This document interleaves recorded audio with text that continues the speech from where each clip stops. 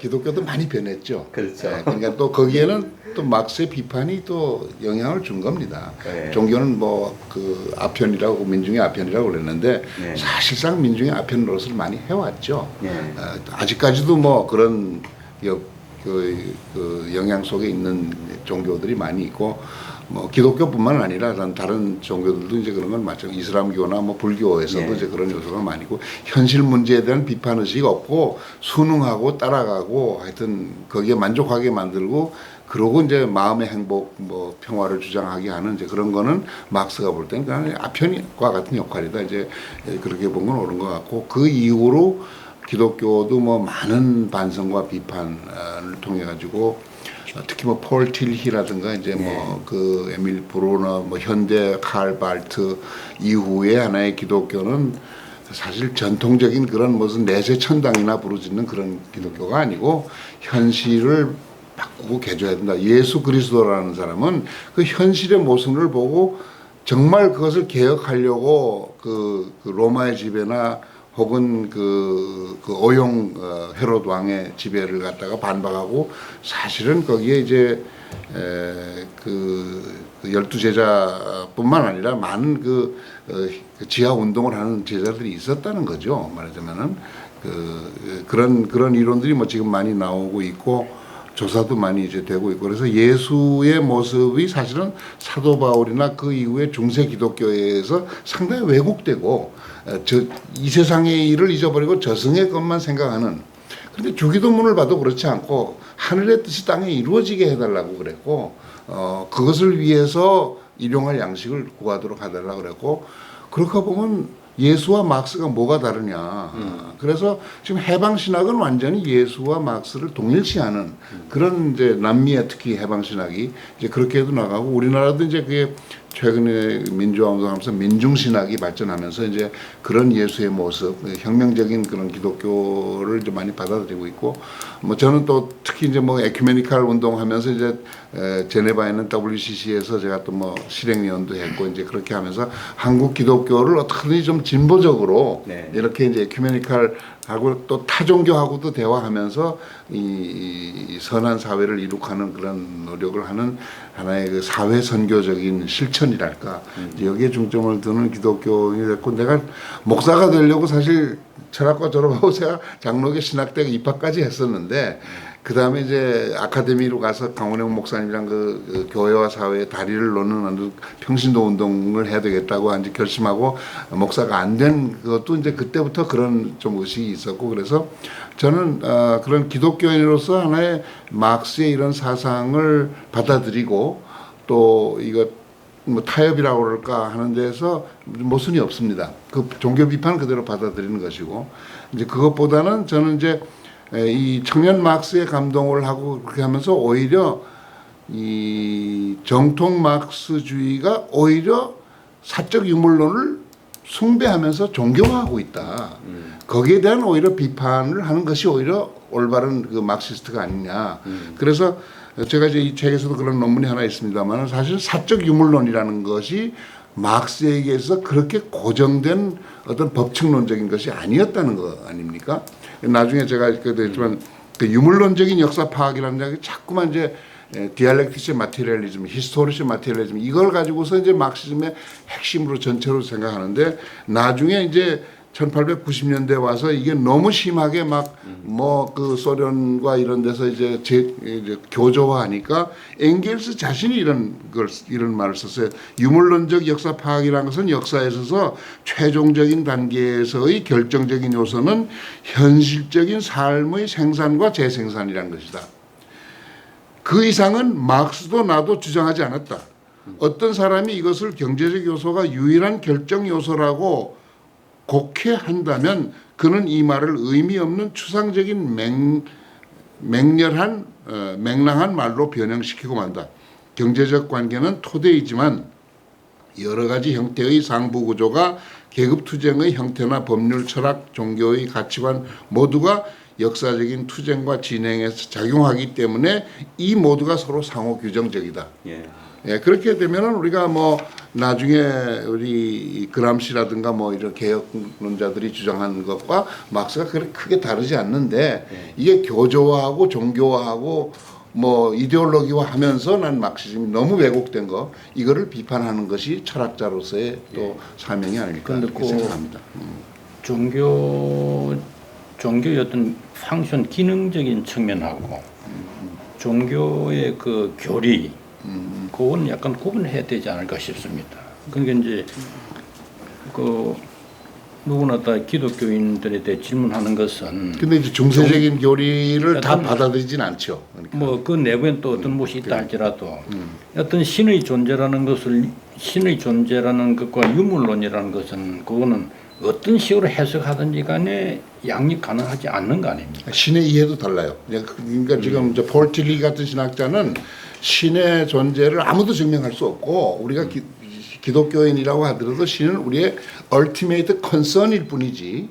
그리고 이제 우리가 뭐 계시를 받는 사람도 있고 안 받는 사람도 있지만은 그런 지금 무슨 저승의 세계라고 우리가 생각하는 전통적인 기독교의 신과는 지금 많이 부정되고 있습니다. 예. 그러니까 글쎄 그런 뭐 좀 그런 해석을 하는 신학자도 있겠지만 그러니까 선생님 이양훈 교수님의 말씀은 저 막스주의가 신의 존재 자체를 부정하는 것 아니냐 유물론자이기 때문에 그렇지.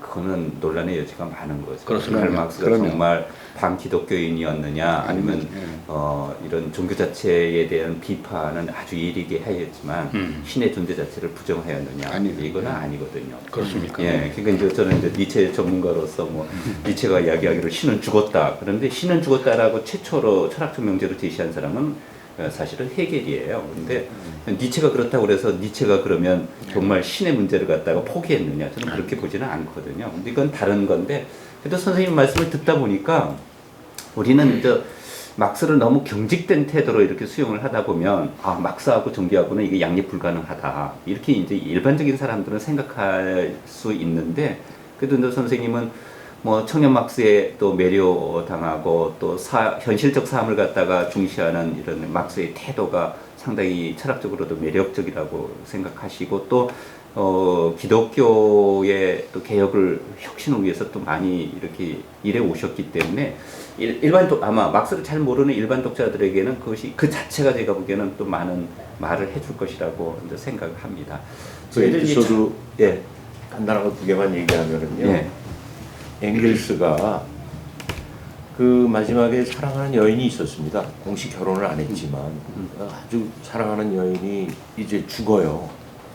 죽자 엥겔스가 슬퍼하면서 그 여인을 앞에 교회로 데려갑니다. 교회로 데려가서 목사님한테 기도 좀 해달라고. 막스도 자서전 이런 데 보면은 자서전이나 그 바이오그래피 보면은 그 딸하고 대화를 많이 합니다. 그 딸이 물어봐요. 예수에 대해서 어떻게 생각하느냐. 그 예수의 삶에 대해서 막스는 좋게 얘기합니다. 그런 대목이 있어요. 아마 서양 사람으로서 그 기독교 문화 그 자체를 거부하기는 어렵다고 봅니다. 다만 이제 제도로서의 교회, 제도로서의 또 그 교회가 만든 여러 가지 중세 이후의 그 교리, 그것이 인간을 오도하는 거에 대한 반발이 아니었나 싶고, 제가 대학 다닐 때 이양수 선생님 강의를 몇 개 들었어요. 역사 철학 강의. 그 서양의 역사 철학이라는 게 뿌리가 그 유대 기독교인들의 종말론. 그렇죠. 그렇죠. 이게 삼박자 도식이잖아요. 낙원이 있다가 타락했다가 다시 낙원으로 가는. 마르크스의 역사 철학도 그 틀이거든요. 원시공산제 사회가 있다가 계급사회에 있다가 기독교의 영향을 완전히 버리기는 어렵고, 아까 이진우 선생님 말씀처럼 그 제도로서의 기독교 또 교리 그것에 대해서 거부한 것이 아닌가 이렇게 생각합니다. 아까 이제 이산열 선생님께서 인용을 해주신 그 문구에서도 우리가 볼 수 있는 것처럼 사실 막스 엥겔스는 자기 이론의 교조화, 이데올로기화를 가장 경계한 사람들이거든요. 그러니까 이제 프랑스에 가서도 뭐라고 그러느냐면 참 많이 인용되는 말이지만은 나는 막스주의자가 그게 아니다. 그러니까 나를 곡해하지 말아라. 이런 얘기를 했죠. 여튼 그 문제에 대해서도 한 예, 개 짚고 넘어갈 부분이 우리가 이제 막스를 이야기할 때 막스의 그 퍼스널 개인적인 차원에서의 그 심정이 어떻게 했느냐, 교회에 대한 태도가 어땠느냐 그 문제 하나하고 막스의 그 저술에 나타난 사상들이 있잖아요. 예. 그것하고는 일단 구분할 필요가 있습니다. 그래서 우리는 이제 물론 뭐 막스가 개인적으로 내심 어떻게 생각했느냐 하는 것도 우리가 뭐 알아둘 필요는 있겠지만은 막스의 영향과 그 어떤 역사적 평가에서는 그가 낸 저술 그걸 가지고 우리가 논의해야만 마땅하다 그런 이제 생각이 하나 들고 예. 이제 막스를 우호적으로 이렇게 보면서 그렇게 교조적으로 해석한 건 아니다. 이제 물론 그거는 일면 맞습니다.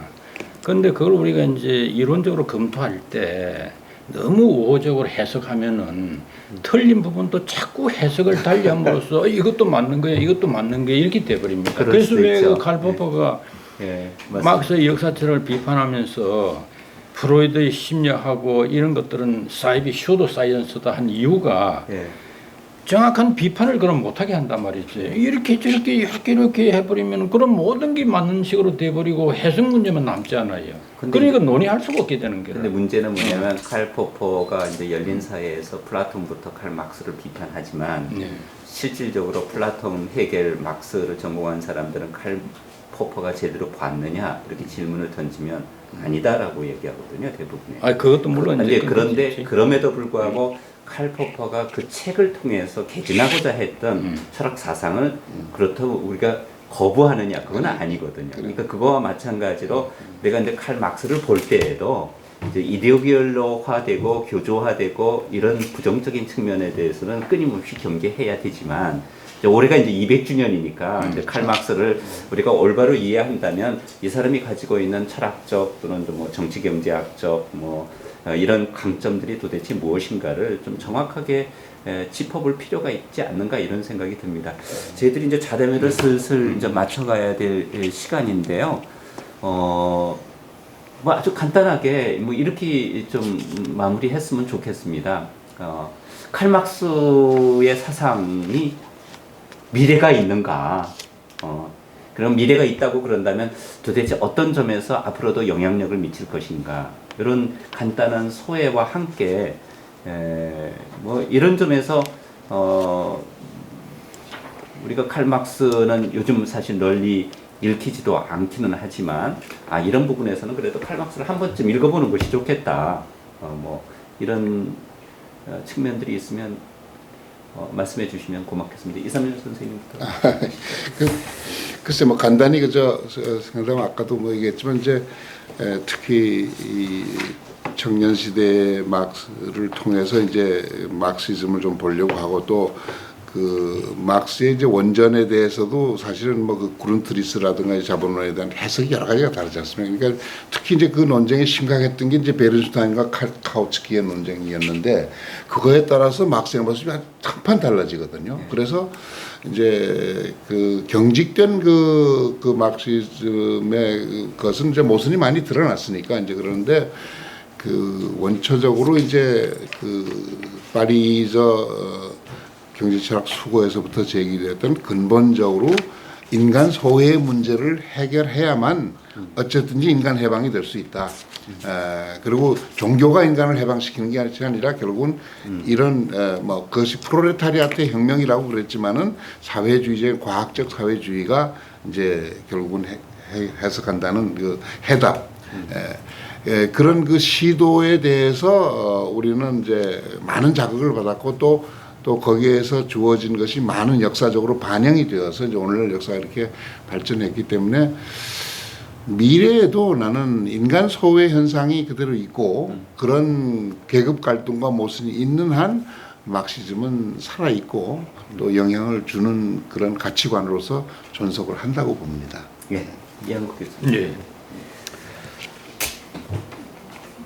우리 아까도 뭐 이야기 나왔지만은 이제 막스의 자본론이라든지 하는 것은 일단 한 고전이라고 볼 필요는 있겠습니다. 예. 그럼 우리가 이제 어떤 작품을 고전이다 이렇게 했을 때 고전은 대강 제 생각에는 두 가지 특성을 갖는다고 봅니다.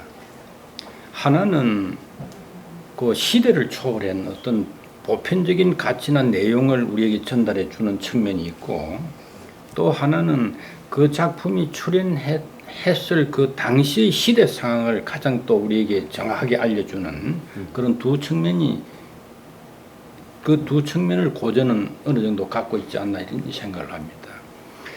그 막스의 자본론을 비롯한 여러 작품들도, 몇몇 작품들도 뭐 고전의 반열에 든다 이것을 부정할 사람은 없을 겁니다. 그러나 지금 논의를 우리가 쭉 해왔지만은 그것이 시대를 초월한 어떤 보편적 가치를 갖는 측면 때문이다 이렇게 말하기는 좀 어렵지 않겠는가 봅니다. 왜냐하면 그건 지금 논의해왔지만 물론 또 사적 유물론 이런 것들도 이제 너무 뒤에 후에 해석을 많이 좀 경직되게 했다는 측면도 물론 부인할 수 없습니다. 그렇지만은 막스 자신이 혁명가로서 활동하면서 그 상황에 맞게끔 이때는 이 말하고 저 때는 저 말하고 이렇게 상호 모순적인 말들 한 것도 많습니다. 그래서 우리가 이제 이론적인 차원에서 검토해 본다면은 여전히 그 지금도 영향력이 있는 영양가가 있는 그런 주장들도 부분적으로 있지만은 막스의 여러 저술들은 그 시대의 안티테제로서 또 그 시대 상황을 우리에게 반영해 주는 고전으로서, 그리고 또 현실 비판을, 현실에 대해서 우리가 어떻게 그 정말 해석하고 또 현실을 창조해 나갈 것인가를 보여주는 하나의 전행으로서 의미가 있지 않나 그런 생각을 합니다. 예. 서해석 교수님. 예, 저는 마르크스 경제학이나 역사적인 물론 오늘 시대에 맞지 않는 그런 주장도 있지만 크게 보면은 한 사회의 이 기본적인 경제 구조, 그 아주 기본적인 생산 수단의 그 소유, 이게 뭐 어떤 집단이나 한 개인이 독점하느냐 아니면 사회가 공유하느냐, 이것이 사회를 바람직한 사회로 만드는데 굉장히 중요하다. 그 교훈은 분명히 있는 것 같아요. 그 뭐 어느 나라건 우리나라도 마찬가지지만 심지어 뭐 초등학교 학생들 대상의 역사책 쓸 때도 시대 쓸 때도 그 당시의 경제 구조는 어땠는가 이렇게 시작합니다. 저는 알게 모르게 그게 다 그런 영향이라고 생각하고, 다만 이제 시대가 지금 변했기 때문에 막스 시대에 막스가 볼 수 있었던 거는 자본가 계급, 노동자 계급, 또 자본가 계급의 이해관계를 대변하는 국가, 그 다음에 이제 없어져야 할 계급으로 농민, 이런 정도만 있었는데 지금은 이제 사회가 변했습니다. 다양한 계층도 있고 소위 시민사회라고 하는 중간 영역도 생기고 다양한 종류의 소수자 운동도 있고, 오늘 얘기 못했습니다만 이제 또 4차 산업혁명 시대고, 오늘의 시대에 막스의 그런 기본적인 관심 이런 걸 오늘의 시대에 맞게 좀 발전시키고 또 변형시키고 하는 그런 것이 막스 철학의 뭐 과제, 미래, 뭐 그렇게 저는 생각하고 있습니다. 네. 한마디로 이제 공유화라고 해서 다 옳은 건 아닌데 예. 사실 공유화해서 잘못된 게 너무나 많지 않습니까? 지금 예. 공기업이 잘못하는 거라든가 중국이 너무 지금 그렇게 해서 사실 사유화해야 된다. 예. 이제 그건 뭐 계속 논쟁이 있는 건데, 그럼에도 불구하고 공유화된 것을 공적으로 통제하는 기능은 있어야 될 것 같은데 네. 그게 다시금 또 사유화해 가니까 지금 우리나라하고 지금 자본주의 사회에 이제 문제가 해결이 안 되는 것 아닌가. 예. 그런 생각입니다. 자, 뭐 최근에도 뭐 헌법 개정과 논의되는 과정에서 도시공개념 가지고도 논쟁이 많이 이루어지고 있듯이 사실 우리가 현실을 제대로 파악하려고 그런다면 칼 막스를 건너뛸 수는 없다는 것이 아마 공통된 인식인 것 같아요. 근데 유감스럽게도 올해가 사실 칼 막스 200주년이라고 그러기는 하지만 우리나라에서는 그렇게 활발하게 논의가 이루어지지 않고 있고요. 출판사에서도 이제 저한테 문의가 오고 그러기는 하는데 뭐 출판 계획도 그렇게 뚜렷이 많이 있지는 않아요. 예. 예, 그만큼 저는 거꾸로 생각해 보면 우리 사회가 너무 급박하게 돌아가는 것이 아닌가. 좀 차분하게 현실을 파악하고 또 어떻게 하면 우리 현실을 조금 좋은 방향으로 개혁하고 혁신할 수 있을 것인가 이렇게 논의를 한다면 이제 아까 우리 고전이라는 말도 나왔지만 그 고전으로서의 가치가 있는 것이기 때문에 칼 막스를 따른다는 의미에서가 아니라 우리 시대에 어떤 의미를 가지고 있는가를 검토하고 성찰한다는 의미에서 한번 돌이켜 보았으면 좋겠다 이런 생각을 해봅니다. 오늘 자담에 이렇게 참여해 주셔서 다시 한번 진심으로 감사드립니다. 감사합니다. 감사합니다. 수고하셨습니다.